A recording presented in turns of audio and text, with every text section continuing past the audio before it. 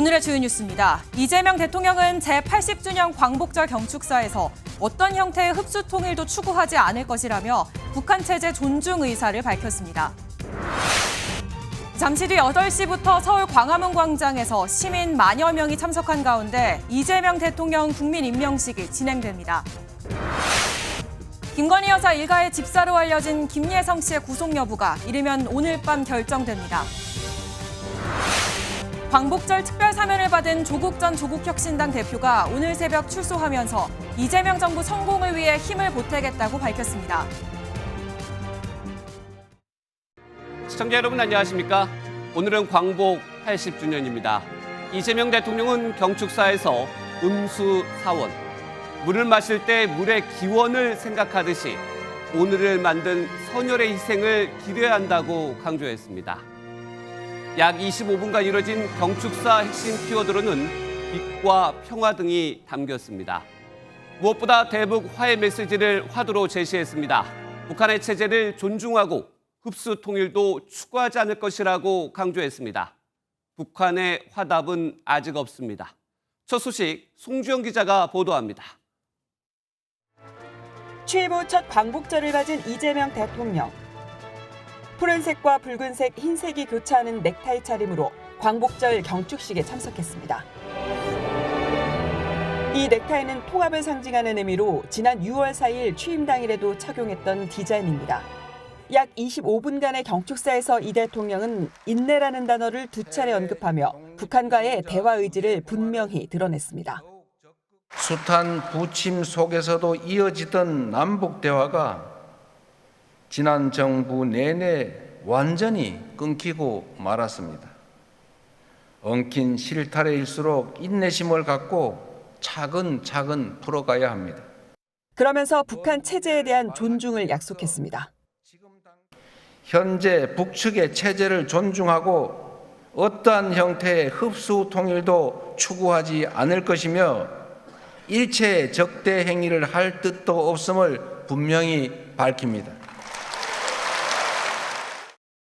특히 9.19 군사합의를 선제적 단계적으로 복원하겠다고 강조했습니다.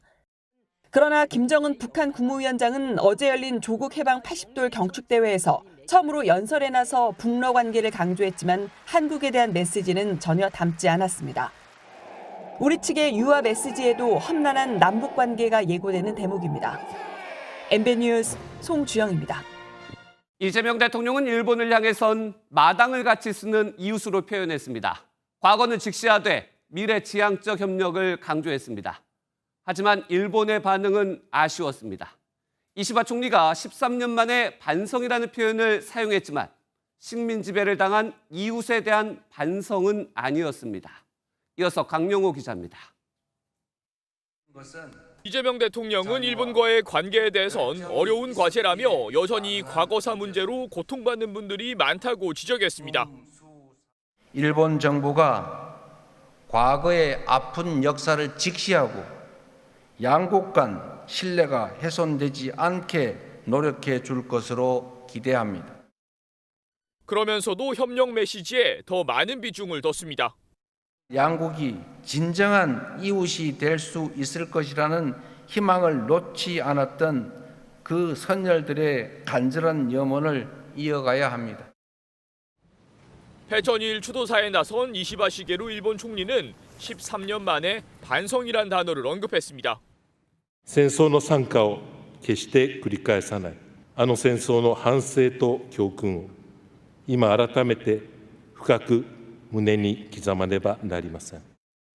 하지만 그간의 경우와 달리 반성을 언급하면서도 침략이나 가해라는 표현이 빠졌다는 점에서 이웃 국가에 대한 식민 지배를 반성한 것으로 보긴 어렵다는 지적이 나옵니다.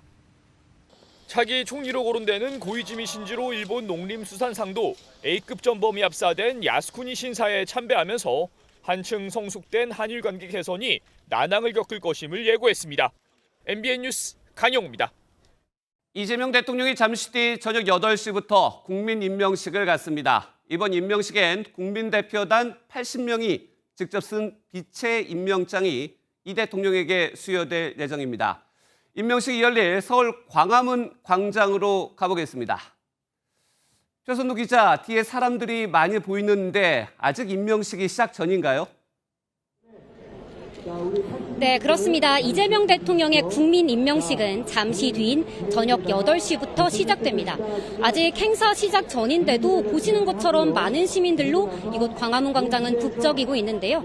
시민들은 한 손에 태극기가 그려진 부채를 들고 행사를 기다리고 있는 가운데 조금 전까지는 사전 음향 체크 등 리허설들이 진행됐습니다. 지금 제 뒤로는 하얀색 천막들이 보이실 텐데요. 이 천막 뒤로는 원형의 무대가 설치돼 있고 이 대통령은 잠시 뒤 이 무대에 올라서 국민들로부터 임명장을 수여받습니다. 독립운동가 후손, 계엄 장갑차를 받은 부부 등 국민대표 80명은 이 대통령과 함께 무대에 오르는데요. 대표단은 직접 쓴 임명장을 무대에 거치해 이 대통령과 함께 빛의 임명장을 완성할 예정입니다. 임명식엔 또 추첨으로 선정된 국민 3,500명과 문재인 전 대통령 부부 등 정재계 인사들도 함께 하는데요. 다만 국민의힘 소속 정치인들과 박근혜, 이명박 등 보수 전직 대통령들은 참석하지 않습니다. 행사장 인근으로는 70여 건의 집회가 신고된 만큼 경찰은 만일의 상황을 대비하고 있고 세종대로 사거리부터 광화문 3거리까지 일부 구간 통행을 제한했습니다. 지금까지 광화문 광장에서 MBN 뉴스 표선우입니다. 윤석열 전 대통령이 병원을 찾은 모습 어제 단독으로 보도해드린 바 있습니다. 윤 전 대통령은 당시 일반 재소자와 똑같이 수갑과 전자발찌를 착용한 것으로 확인됐습니다. 단독 변의 접견실 사용도 금지됐습니다. 법무부는 예우 차원이 악용되자 이를 막았다고 설명했습니다. 장동건 기자가 보도합니다. 마스크를 쓰고 다리에는 담요를 덮은 윤석열 전 대통령이 휠체어를 타고 병원 진료실로 들어갑니다. 어제 오전 안과 진료를 받으러 경기 안양시에 있는 한림대 성심병원을 찾은 건데 당시 윤 전 대통령은 수갑과 전자발찌를 착용한 상태였던 것으로 확인됐습니다. 구속된 피의자가 진료 등을 이유로 구치소 밖에 나갈 때와 똑같은 조치가 취해진 겁니다. 윤 전 대통령이 서울 구치소에서 이용해온 단독 접견실 사용도 중단돼 앞으로 일반 수용자와 같은 장소에서 변호인을 접견하게 됐습니다. 정성호 법무부 장관은 자신의 페이스북에 예우 차원에서 관행으로 용인해 왔는데 변호인 접견을 핑계로 장시간 접견실을 개인 휴게실로 사용하는 부당한 행태를 시정하기 위한 조치라고 밝혔습니다. 앞서 정치권을 중심으로 윤 전 대통령의 단독 접견실 사용을 두고 특혜라는 비판이 커졌습니다. 2025년 1월 25일인데요. 39명을 접견한 적도 있었습니다. 윤석열이 사실상 구치소를 자신의 사무실처럼 활용한 것이 아니냐 하는 의혹이. 정 장관은 서울 남부구치소에 구속된 김건희 여사에게도 동일한 조치가 적용된다고 밝혔습니다. 다만 교정당국은 안전상의 우려로 운동과 목욕 시간은 앞으로도 일반 수용자들과 동선을 분리한다는 방침입니다. MBN 뉴스 장동건입니다. 김건희 여사가 서희건설로부터 명품 목걸이 등을 받고 인사에 개입한 정황이 드러나면서 특검팀은 형량이 더 무거운 뇌물죄 적용을 검토하고 있습니다. 뇌물죄 적용을 위해선 윤석열 전 대통령과 김 여사가 공범관계라는 점을 입증해야 합니다. 최은미 기자가 설명해드립니다. 로봇계 수입업체로부터 고가의 시계를 받은 김건희 여사에게 특검이 적용한 혐의는 알선수재입니다. 다시론 콘스탄틴 여성용 시계의 보증서가 발견된 것과 관련하여 김건희 씨에 대하여 대통령실 경호 관련 로봇계 수입업체와 연관된 특가법상 알선수재 혐의로 수사 중에 있습니다. 이봉관 서희건설 회장 역시 명품 목걸이를 전달했다고 시인했지만 아직 뇌물죄가 적용되진 않았습니다. 뇌물죄는 공무원이 금품을 받았을 때 적용할 수 있는데 김 여사는 공무원이 아니기 때문입니다. 뇌물죄가 성립하려면 김 여사가 금품을 받고 나서 공무원인 남편 윤석열 전 대통령이 대가를 지급하는 공모 관계가 성립해야 하는 겁니다. 하지만 특검 수사를 통해 정황이 속속 드러나고 있습니다. 시계를 전달한 로봇계 업체는 대통령실과 수의 계약을 맺었고 목걸이가 전달된 뒤 서희건설 회장 사위인 박성근 전 검사는 국무총리 비서실장에 발탁됐습니다. 알선수재죄는 금품을 받은 쪽만 처벌하는데 뇌물죄가 성립되면 뇌물을 주고받은 쪽 모두 처벌할 수 있습니다.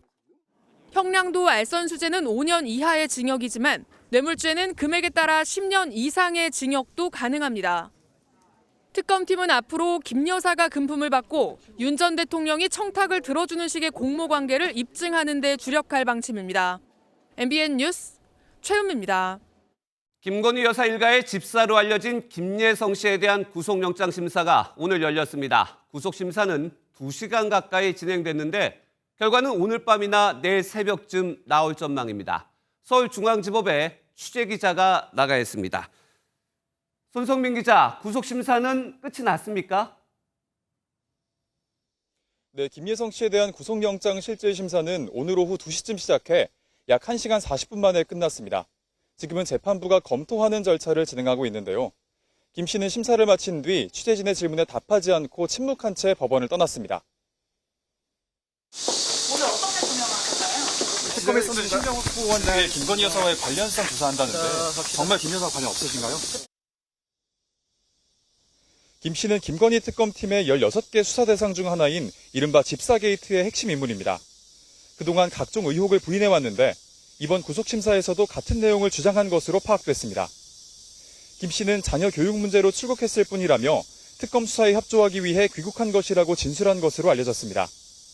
도주나 증거인멸 후에 우려가 없다는 점을 들어 구속영장 기각을 주장했고 반면 특검팀은 김 씨가 도피성 출국을 한 만큼 구속이 불가피하다는 점을 강조한 것으로 전해졌습니다.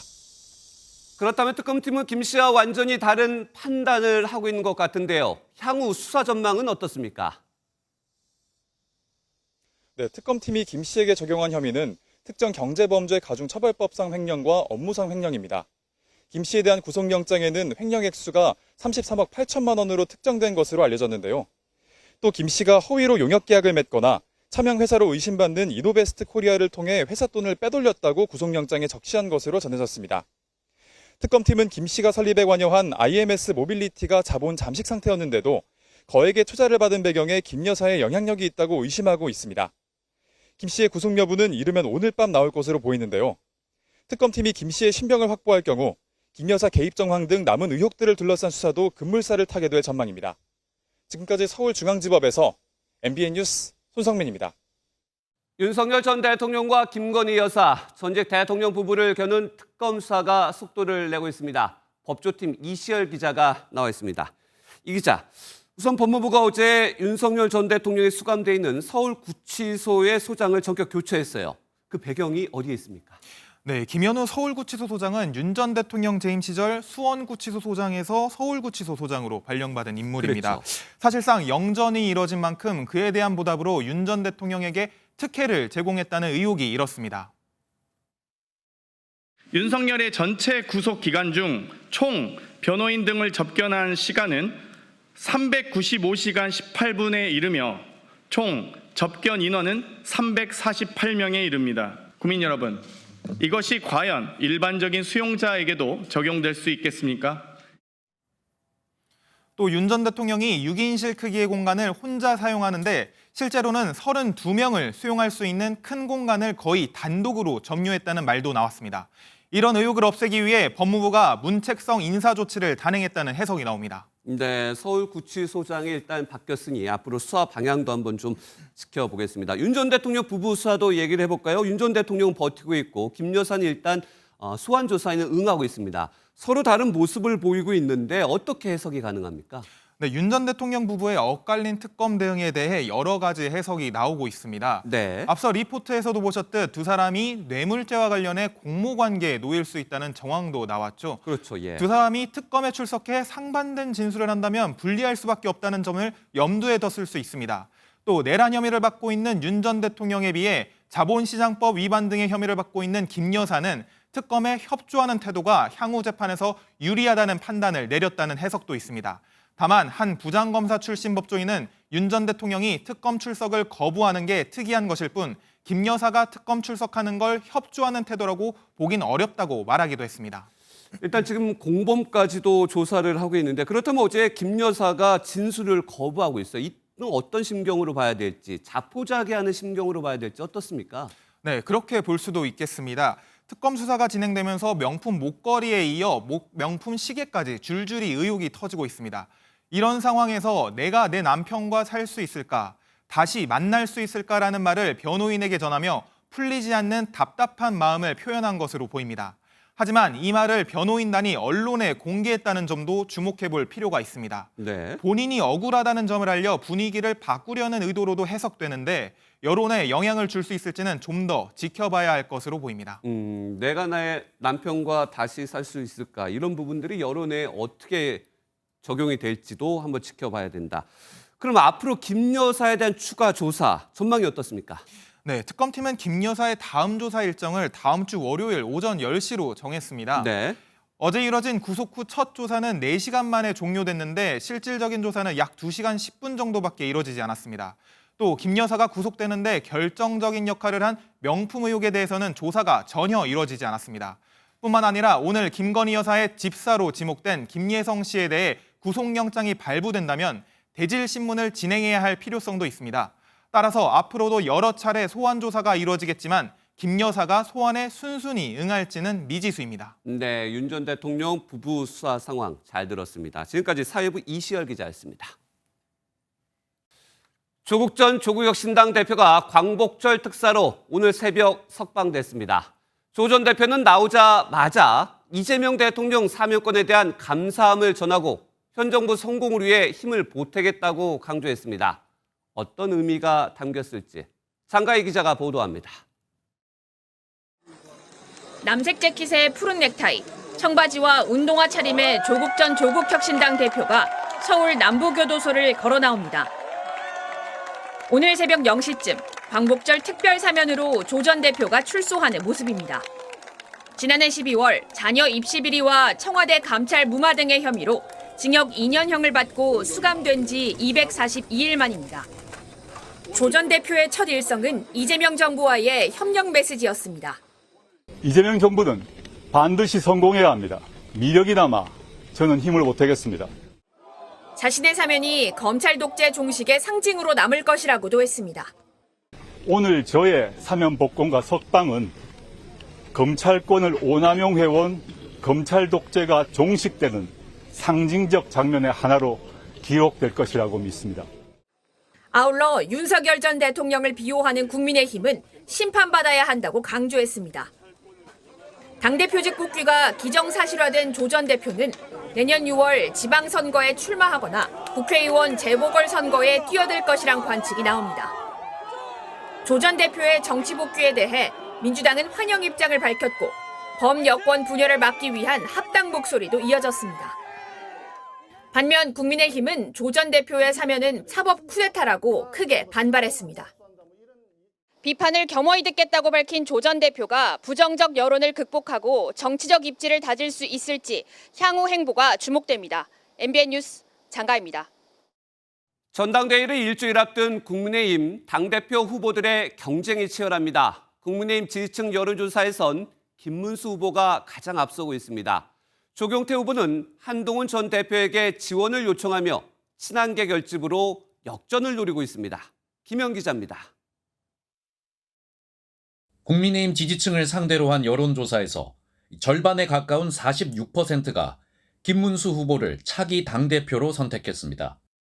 장동혁 후보가 21%로 2위를 차지했고 안철수와 조경태 후보는 각각 9%에 그쳤습니다.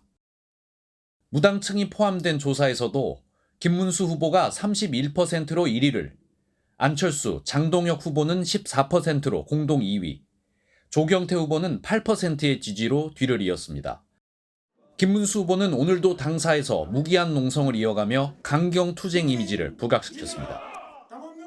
특검이 와서 압수수색을 해서 500만 당원 명부를 가져가려고 하는데 이거 우리가 받아들일 수 없죠? 네. 싸워야죠? 네. 이겨야죠? 네. 조경태 후보는 진심을 믿고 도와달라며 한동훈 전 대표를 향해 러브콜을 보내며 친한계 표심 모으기에 주력했습니다. 안철수 후보와의 단일화 가능성이 줄어든 상황에서 친한계의 표심을 결집시키려는 전략으로 풀이됩니다. 안철수 후보는 광복절 경축식에서 이재명 정부의 조국, 윤미향 사면을 강도 높게 비판했고 장동혁 후보 역시 이재명 대통령의 국민 임명식을 총통즉위식이라고 평가절하하면서 강력한 대정부 투쟁으로 존재감 부각에 집중했습니다. MBN 뉴스 김현입니다.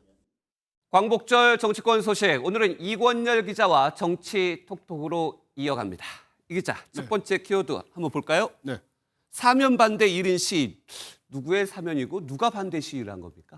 네, 오늘 안철수 국민의힘 의원이 광복절 경축식에 참석했습니다. 이재명 대통령이 경축사를 할 때 안 의원이 일어서서 플래카드를 펼쳤습니다. 조국 윤미향 사면 반대라고 쓰여 있었습니다. 행정안전부 직원들이 안 의원을 만류하기도 했지만 안 의원은 계속 플래카드를 들었습니다. 상당히 좀 결의에 찬 모습처럼 보이는데 현재 안철수 의원은 국민의힘 당대표 후보에 출마를 했잖아요. 아무래도 지층 결집으로 봐야 되겠죠? 네, 강한 인상을 남기기 위해서 안 의원이 이런 행동을 했다는 분석이 나오고 있는데요. 안 의원은 과거에도 강한 소신을 내세우면서 차별화에 나선 적이 있습니다. 윤석열 전 대통령 1차 탄핵소추안 표결 당시 국민의힘 의원 가운데 혼자 본회의장 자리를 지키기도 했는데요. 안 의원은 이 모습을 얼마 전 자신의 SNS에 올리기도 했습니다. 하남자라는 글도 올렸습니다. 자신을 하남자, 그러니까 남자답지 않은 남자로 평가했던 권성동 의원을 향해서 절대 그렇지 않다며 올린 겁니다. 네, 결연한 안철수 의원으로의 이미지 변신. 다음 키워드도 하나 더 볼까요? 어색한 만남. 오늘 행사에서 둘이 만났는데 여야 대표 만났는데 두 사람은 악수가 또 관심이잖아요. 어땠습니까? 네, 그 정청래 민주당 대표는 국민의힘을 향해서 정당 해산을 언급하면서 악수도 하지 않겠다 이런 말을 한 적이 있습니다. 그렇죠. 국민의힘은 10번, 100번 정당 해산 깜이다. 뭐 악수도 사람하고 악수하는 거지. 네, 그런데 어제 정 대표는 경축식은 국가적 행사라 의례적 악수는 할 수도 있다 이런 말을 SNS에 남겼습니다. 그렇다면 오늘 악수를 하지 않을까 이런 예상이 나왔는데 일단 처음 만날 때는 악수를 하지 않았습니다. 만날 때는 악수를 하지 않았지만 그래도 경축식 시간이 좀 길었잖아요. 정말 끝까지 안 했습니까? 네, 그 송원석 국민의힘 비상대책위원장 겸 원내대표가 안 그래도 궁금증이 계속 쏟아지니까 오늘 상황에 대해서 설명을 좀 했습니다. 송 원내대표는 정 대표가 옆에 앉았지만 쳐다보지도 않더라며 이렇게 말했습니다. 정상적인 사고방식을 가진 대한민국 사람이라면 누가 정청래하고 마음 편하게 악수할 사람이 있겠어요. 좀 서운한 감도 좀 묻어 있는 것 같아요. 그런데 송원석 원내대표, 이재명 대통령과는 만났잖아요. 두 사람 사이에 무슨 얘기가 오갔습니까? 네, 그렇습니다. 이 대통령이 오늘 저녁 행사, 그러니까 국민 임명식에 와달라는 말을 했다고 합니다. 송 원내대표는 가지 않겠다고 답변을 했다며 당시 대화 내용을 전했습니다. 네, 정치권 소식은 여기까지 듣겠습니다. 정치부 이권열 기자였습니다. 다음 소식입니다. 1명이 숨지고 14명이 다친 서울 동대문구 다세대 주택 화재 원인은 다름 아닌 방화였습니다. 경찰이 30대 남성을 피의자로 체포했습니다. 안유정 기자의 보도입니다. 건물 주차장에서 연기가 피어오르더니 잠시 뒤 붉은 불길이 치솟습니다. 검은 연기가 골목을 뒤덮은 가운데 출동한 소방대원들이 연신 물을 뿌립니다.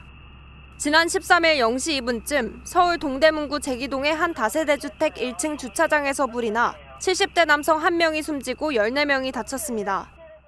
20대 여성 1명은 심정지 상태로 이송됐는데 의식을 아직 되찾지 못한 것으로 전해졌습니다. 연기가 폐에 70%가 들어가 있어서 지금 깨어날 수가 없어요. 2번이나 심장이 멎어서 지금 치료 중이에요. 해당 주택의 지상층은 벽 없이 기둥만 있는 필로티 구조라 공기 유입이 원활했고 스프링클러도 설치돼 있지 않아 불이 빠른 시간 안에 번진 것으로 조사됐습니다. 그런데 경찰이 어제 오후 6시쯤 유력한 방화 피의자로 30대 남성 A씨를 서울 성동구에서 검거한 것으로 나타났습니다. 경찰은 A씨가 주차장에 있던 폐지가 담긴 수레에 불을 붙인 것으로 추정하고 수사하고 있습니다. 현재 A씨는 혐의를 부인하는 것으로 전해졌는데 경찰은 범행 전 주차장 주변을 오간 CCTV를 확보한 것으로 전해졌습니다. 경찰은 조사가 마무리되는 대로 A씨에 대한 구속영장을 신청할 방침입니다. MBN 뉴스 안유정입니다. 또 허위 테러 협박이 있었습니다. 오늘은 대중교통을 폭파하겠다는 협박 메일이 주미 한국 대사관에 전송돼 경찰이 수사에 나선 것으로 MBN 취재 결과 확인됐습니다. 이번에도 3년째 이어지고 있는 일본발 테러 협박으로 추정되는데 공권력 낭비가 반복되고 있어 특단의 대책이 필요하다는 지적입니다. 최하원 기자의 단독 보도입니다. 오늘 새벽 5시 34분쯤 미국 워싱턴 DC에 있는 주미 한국 대사관에 한 통의 수상한 메일이 도착했습니다. 일본 변호사를 사칭한 것으로 추정되는 이메일 발신자는 우리나라 도시 지역 대중교통에 고성능 폭탄을 터뜨리겠다고 협박한 것으로 전해졌습니다. 신고를 접수한 경찰은 발신자 추적에 나서는 한편 전국에 공조 수사를 요청해 폭발물 설치 여부 확인에 나섰습니다. 그런 거를 이제 접했을 때 조금 많이 두렵기도 하고 좀 많이 무섭기는 했어요. 경찰은 특공대 등을 대중교통 쪽으로 배치해 연계 순찰을 강화했는데요. 다행히 실제 피해로 이어지진 않았습니다. 지난 2023년 8월부터 시작된 일본 변호사 사칭 협박은 현재까지 45건에 달하는데 경찰은 조만간 일본 수사기관과 공조회의를 진행할 방침입니다. 한편 오늘 경북 안동시 옛 안동역 앞 광장에 폭발물을 터뜨리겠다고 협박한 10대 고등학생 A군이 경찰에 붙잡혔습니다. 지난 2015년 방송됐던 프로그램에서 VJ와 출연자가 10년 뒤에 만나자고 약속한 상황이었는데 A군이 유튜브 라이브 방송 채팅에서 테러 협박을 했던 것입니다. 약 3시간에 걸친 수색에도 폭발물은 발견되지 않았는데 경찰은 허위 협박에 공권력만 낭비하게 됐습니다. MBN 뉴스 최하원입니다.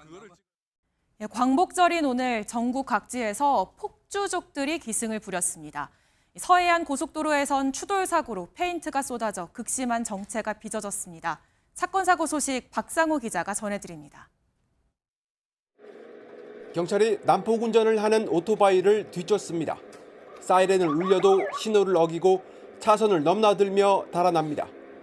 광복절인 오늘 전북 전주에서 폭주족 7명 가운데 10대 2명이 경찰에 붙잡혔습니다. 이 중 1명은 무면허였습니다. 충남 천안과 아산에서도 어젯밤부터 오늘 새벽까지 8시간 동안에만 193건의 오토바이 폭주 행위가 단속됐습니다. 예전부터 집중적으로 해오던 곳을 다 물리적으로 막고 단속을 했거든요. 그쪽에서 못하니까 매주쯤 옮겨가가지고 거기서 조금 폭주 행위를 좀 했어요. 고속도로 한쪽 방면이 전면 통제됐습니다. 오늘 새벽 5시 40분쯤 서해안 고속도로 매봉 휴게소 인근에서 1톤 화물차가 25톤 트레일러를 추돌해 화물차 운전자가 크게 다쳤습니다. 사고 직후 화물차에 실린 페인트가 도로로 쏟아져 6시간 가까이 극심한 정체가 빚어졌습니다.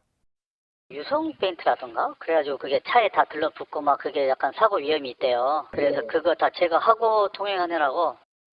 오늘 오전 9시 14분쯤 제주시 연동에선 덤프트럭이 전신주를 들이받아 주변 400여 가구가 정전됐습니다. 50분 만에 복구 작업이 이루어지긴 했지만 인근 호텔은 고압 케이블이 손상돼 복구가 늦어지면서 자가 발전기를 가동하고 있습니다. MBN 뉴스 박상호입니다. 폭우가 멈추면 폭염이 찾아오는 일, 이젠 일상이 됐습니다. 광복절인 오늘도 무더위가 기승을 부렸는데요. 날씨 소식 한범수 기자가 전하겠습니다. 지난 13일 홍수주의보가 내려졌던 서울 중랑천입니다. 하천이 범람해 산책로는 물론 도로까지 집어삼켰습니다. 이틀 뒤인 오늘 다시 찾아가 봤습니다. 출입이 통제됐던 하천변입니다. 비가 그치고 물이 빠지면서 원래대로 돌아왔습니다. 저렇게 물놀이를 즐기는 모습까지 보입니다. 마치 분수처럼 하수구가 역류했던 장소도 언제 그랬냐는 듯 평온해졌습니다. 수도권을 강타했던 호우가 그치자 대신 무더위가 기승을 부렸습니다.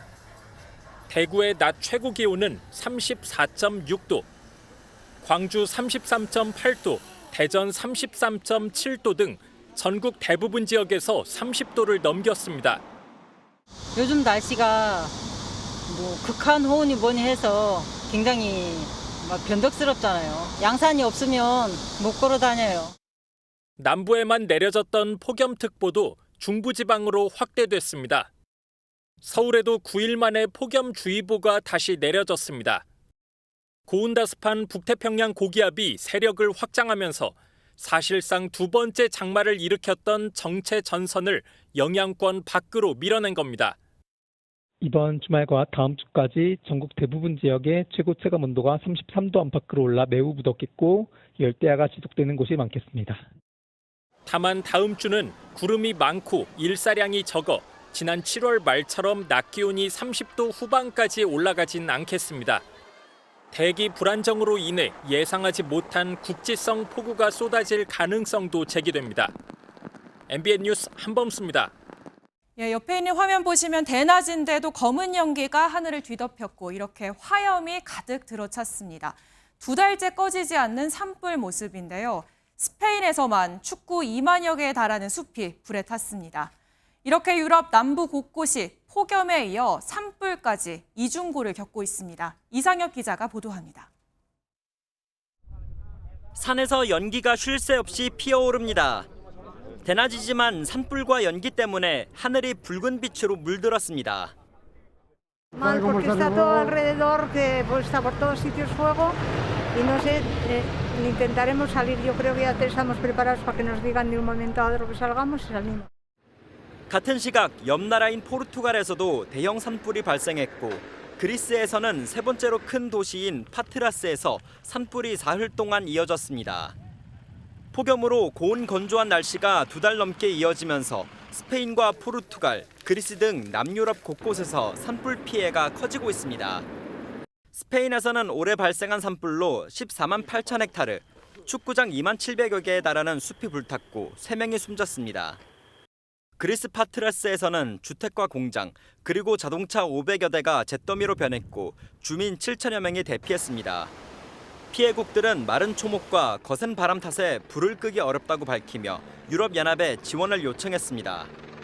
유럽연합은 프랑스에 배치한 소방항공기를 스페인에 배치하고 그리스에도 소방용 헬리콥터 2대를 지원할 예정입니다. 유럽은 지난 6월부터 섭씨 40도가 넘는 폭염에 시달렸습니다. 스페인과 그리스 등에서는 최고 기온 46도를 기록할 정도였습니다. 기후 전문가들은 유럽에서 이상 고온이 더 자주 발생해 산불 피해가 점점 더 커질 것으로 전망합니다. MBN 뉴스 이상엽입니다. 트럼프 대통령이 애타게 바라는 것, 바로 노벨 평화상이죠. 지금으로부터 약 9시간 뒤 푸틴 러시아 대통령과 정상회담을 하는데 우크라이나 전쟁 종식이라는 공식 의제 뒤에 이 노벨상을 노리고 푸틴 대통령과 거래를 시도하는 것 아니냐는 관측도 나옵니다. 워싱턴에서 강영구 특파원이 보도합니다. 트럼프와 푸틴 대통령이 한국 시각으로 내일 새벽 미국 알래스카에서 마주 앉습니다. 공식 의제는 4년째 이어진 우크라이나 전쟁 종식이지만 또 다른 목표도 주목됩니다. 바로 트럼프 대통령이 집착을 보이는 노벨 평화상입니다. 최근 2달 새 소셜미디어에서만 노벨상을 6차례 언급했고 지난달에는 노르웨이 재무장관에게 갑작스레 전화를 걸어 노벨 평화상 이야기를 꺼냈다고 전해졌습니다. 푸틴 대통령도 이런 분위기를 놓치지 않았습니다. 핵무기 감축 등 노벨 평화상과 직접적으로 맞물리는 의제를 내놓고 공개석상에서 트럼프 대통령은 정력적이고 진지하다고 치켜세우는 등 전략적으로 접근했습니다. И между нашими странами, и в Европе, да и в мире в целом, если мы к следующим этапам выйдем на договоренности в области контроля над... 노벨상 지원을 미끼로 한 뒷거래 우려가 나오는 배경입니다. It's does he think his friend Vladimir is now cooperating to make a deal so that Trump can get the Nobel Peace Prize, which is what friends do for friends, right? 또 부동산 사업가 출신과 KGB 요원 출신이라는 이력이 회담 전략에 반영될지도 관심입니다.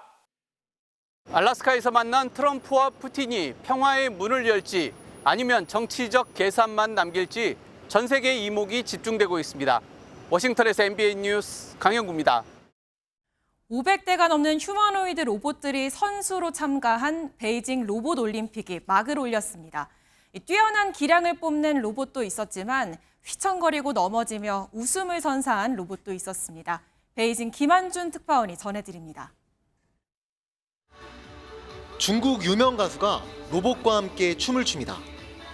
유네스코 세계문화유산인 진시황릉 병마용 분장을 한 휴머노이드들도 흥을 더합니다. 세계 16개 나라 280개 팀에서 500대가 넘는 휴머노이드가 참가한 로봇 올림픽이 시작됐습니다. 개막식 현장입니다.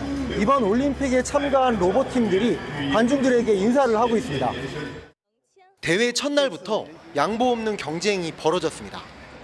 축구 경기에서 로봇 한 대가 쓰러지자 걸려서 우르르 넘어질 땐 탄식이 나오기도 했지만 전략과 승부욕만은 대단했습니다. 本场比赛我们试了一个球，就有一个受伤的机器人躺在场边，然后被我们进行了误识别，我们进一步的处理这个问题。 육상에선 휴머노이드 간 성능의 격차가 확연히 드러났습니다. 현재 육상 1500m 경기와 축구 경기가 진행 중입니다. 기량은 모두 다르지만 로봇 모두 최선을 다하고 있습니다. 1500m 내내 스프린터처럼 빠른 속도를 유지한 로봇도 있던 반면 엉뚱한 곳으로 가거나 속도를 늦추더니 아예 멈춰버린 로봇도 있었습니다. 한 로봇은 너무 열심히 뛰다 팔이 떨어져 나갔지만 포기하지 않고 완주에 성공하기도 했습니다. 然后可能这个机器人的动作也比我们想象的更加稳定，然后步伐更加迅速。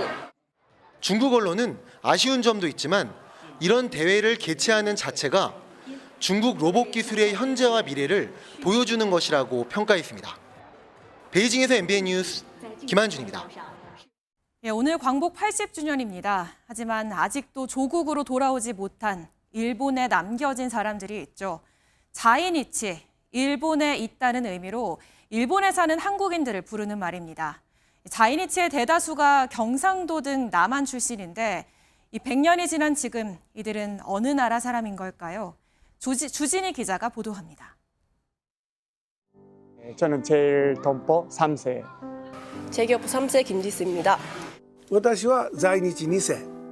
자이니치 3세입니다.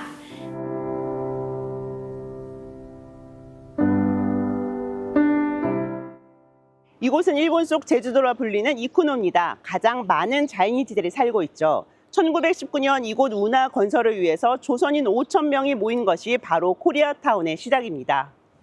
식민지 당시 일본으로 건너가 귀국만을 기다리다가 6.25 전쟁 등으로 결국 그곳에 남게 된 사람들, 바로 올드커머 자이니치입니다. 그들은 한국인일까 일본인일까?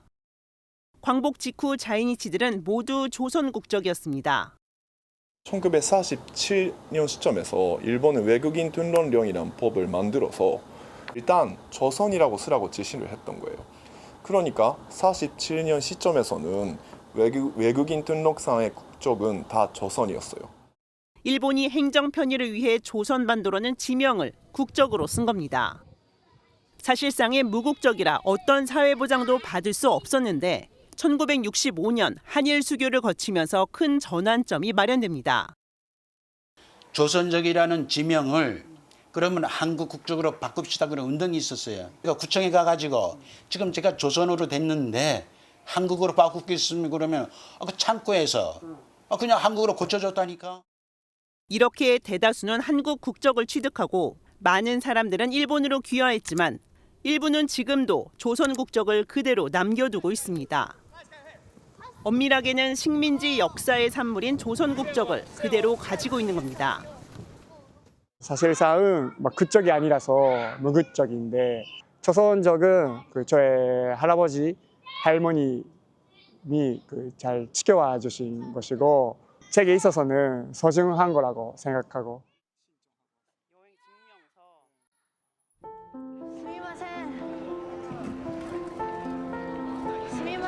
朝鮮人汚い、臭い、ニンニク臭い。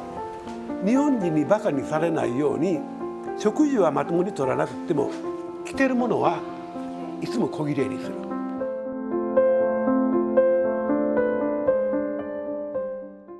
자관 일본한테는 꼭 이겨야 된다. 그 양반이 우리가 30년간 일본 사람한테 이렇게 고생을 많이 당하시니까. 1954년 첫 월드컵 한일전 당시 전쟁에서 막 벗어난 한국을 위해 자이니치는 축구화, 치료 비용 등을 지원했고 그 결과 5대1 압승을 거뒀습니다. 한국에서는 그 보낼 수가 돈이 없어서 보낼 수가 없어서 제일 동포 제육 관계자들이 모여서 요코하마까지 오세요. 그러면 우리가 돈도 유니폼도 다 준비해가지고. 유도계에선 1964년 자이니치 김일태 선수가 태극기를 달고 첫 메달을 딴 뒤 안창림, 허미미 같은 후배 선수들까지 이어지고 있습니다. 국가대표로 열심히 해야겠다 그런 마음 너무 많이 생긴 것 같아요. 열심히 하겠습니다. 일본에서 최고의 땅값을 자랑하는 도쿄 미나미아자부의 우뚝선 한국 대사관. 전쟁 중에 어떻게 비싼 땅을 살 수 있었을까? 일본 심장부에 태극기를 꽂겠다. 1951년 자이니치 사업가 서가포 회장이 이곳 대사관 땅을 사서 기증했습니다. 부지만 3,000평, 시가는 1조 원에 달합니다. すごく辛い思いで日本で生きてきたと思うんですね。だけど大使館だけでも大きかったら誇らしい気持ちになるんじゃないかってふうにおっしゃってました。 이렇게 한국 공관 10곳 중 9곳이 자이니치들이 모은 기부금으로 만들어졌습니다. 왜 이렇게까지 하는 걸까? 一つ分かったのはやっぱりその何人とかっていうのはやっぱりこうルーツ韓国の誇りを持ちなさいっていう教育を受けてきました。 MBN 뉴스 주진입니다. 예, 오늘 광복절 맞아 태극기 다셨습니까? 국경일에도 태극기를 다는 집이 눈에 띄게 줄어든 게 사실입니다. 이제는 개양대도 또 태극기 자체도 없는 집이 늘면서 태극기 제작 업체들은 폐업 위기에 놓여 있습니다. 정민영 기자가 취재했습니다. 국내 최대 상패 휘장 상권인 서울 종로구 명패골목입니다. 대목인 광복절을 불과 이틀 앞뒀지만 태극기를 파는 국기사 주변 거리는 횡하기만 합니다. 10년 전엔 300개가 팔렸지만 이제는 손님을 찾아보기가 어려워졌습니다. 태극기 4개 나갔어요. 우리 인터넷을 기준으로 한다고 하면은 1년에 100개도 안 되죠. 이곳은 국기사의 창고인데요. 작년에 주문한 태극기인데 찾는 손님이 없어 이렇게 박스에 포장된 채로 계속 방치됐습니다. 25년째 직접 태극기를 만들고 있는 경기도 포천 공장도 상황은 비슷합니다. 따뜻하죠. 돈 벌려고 하는 것보다 어떻게 좀 보급되고 또 저희 안 하려고 그래도 또 안 하면 찾는 사람들이 있으니까. 업계에서는 태극기 소비가 줄어든 배경으로 국경일 개양이 아닌 집회 등에서 흔드는 수기 중심으로 바뀐 점을 꼽고 있습니다.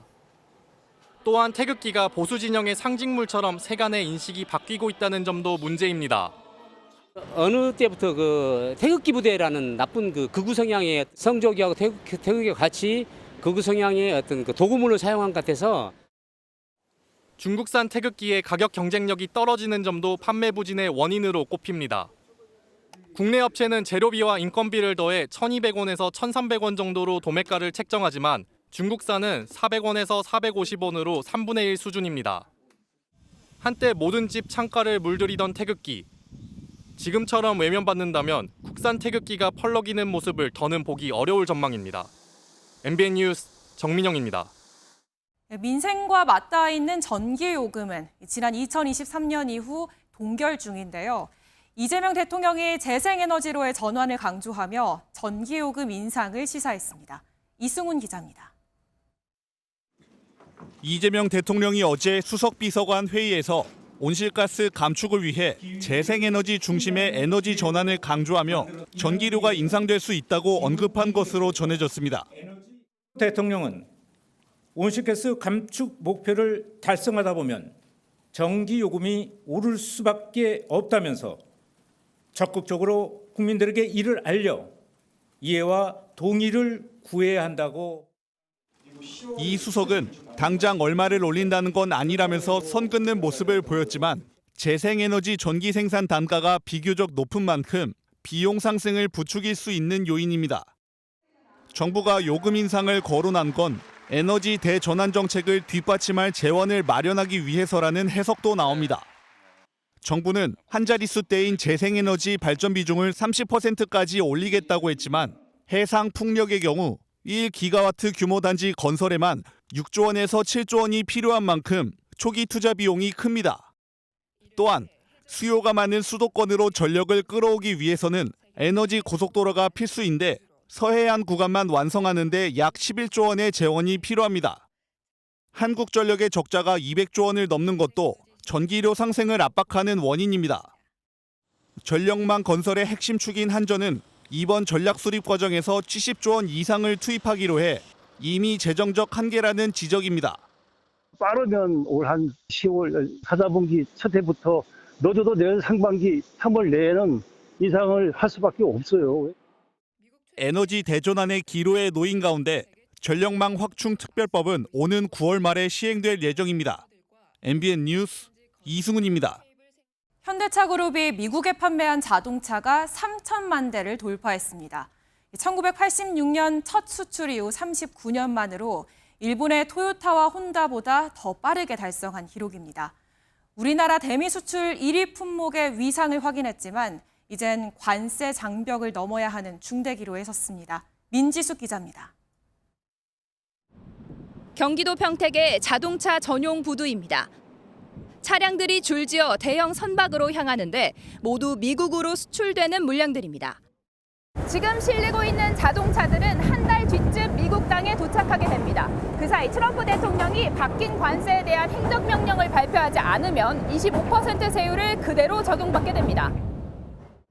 지난달 한미 협상으로 자동차 품목 관세를 25%에서 15%로 낮추기로 했지만 정확한 시점이 정해지지 않은 탓입니다. 국내 자동차 업체들은 그동안 25%의 높은 관세에도 현지 판매 가격을 동결해 가격 경쟁력을 가져왔지만 더는 여력이 없는 상황. 미국 현지 생산을 늘려 관세 여파를 최소화하는 게 현실적인 해결책이지만 더불어 기술 혁신도 외면할 수 없는 핵심 과제입니다. 단순히 이동만 하는 자동차가 아니라 차량과 서비스를 지속적으로 최적화할 수 있는 AI 러닝 머신을 만들고 있습니다. 열쇠는 전기차와 자율주행, 커넥티드 서비스 등을 기반으로 한 미래차 경쟁력 강화입니다. 이를 위해 소프트웨어 중심의 차량 기술 고도화 역량 확보가 무엇보다 중요합니다. 가격 위, 비교 위를 그동안 누려왔으면 이제 그게 소멸이 될 거잖아요. 장기적으로는 이제 그런 미래차 자율주행이나 뭐 이런 쪽에다가도 계속 투자를 하면서 하루빨리 캐치업을 해야 되는 거고. 국민성장펀드 지원으로 미래차 유망 기업을 발굴하겠다는 국정과제 청사진을 제시한 이재명 정부. 관세라는 큰 벽에 막힌 자동차 시장이 다시금 숨통을 틔울 수 있을지 주목됩니다. MBN 뉴스 민지숙입니다. 프로야구 원년팀 롯데와 삼성이 지금 이 시각 부산 사직구장에서 맞붙고 있습니다. 각각 6연패와 5연패 수렁에 빠진 절체절명의 위기 속 운명의 3연전에 나섰는데요. 한해농사의 향방을 가를 영남 라이벌의 맞대결 신영빈 기자가 전하겠습니다. 아쉬운 블로킹 2번에 어렵게 뒤집은 경기를 따라잡히고 결정적인 순간마다 찬물을 끼얹는 주루사가 이어집니다. 승기를 굳힐 기회를 번번이 놓친 롯데는 결국 연장 11회 말 허망한 밀어내기 볼넷을 내주며 6연패의 수렁에 빠졌습니다. 6연패 전만 해도 4위 SSG와 5경기 차로 넉넉한 3위였지만 이제는 승차가 한 경기 반까지 좁혀지며 3위 수성은 물론 가을 야구 진출까지 위태로워졌습니다. 날개 없는 추락의 가장 큰 원인은 차갑게 식은 방망입니다.